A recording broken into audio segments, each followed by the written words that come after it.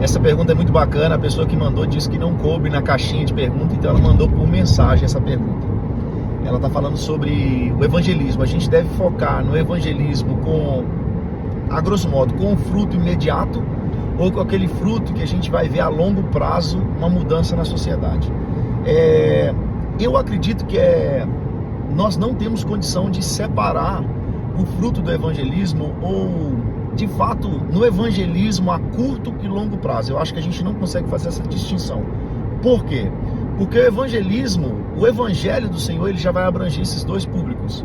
Por exemplo, nós podemos evangelizar alguém. Só um exemplo, como se diz, tosco aqui. Você evangeliza alguém e esse alguém, minutos depois, ele vai partir, ele morre por algum motivo.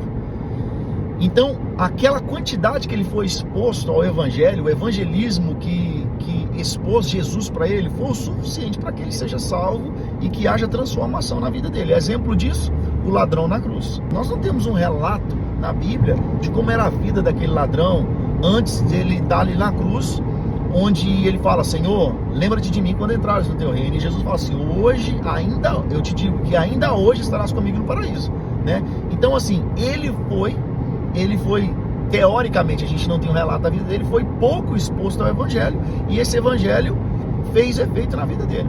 Agora, se você no evangelismo é exposto a esse evangelho, e você viveu para gerar frutos desse evangelho que foi pregado, esse fruto, ele vai ser também um fruto a longo prazo na sociedade, porque você teve tempo de germinar esse fruto. A pergunta é: a gente deve focar no curto prazo porque Jesus está voltando? Ou focar no longo prazo? O evangelho, ele serve para curto e para longo prazo, mas se for para focar, foca no curto prazo, porque a gente não sabe no dia de amanhã.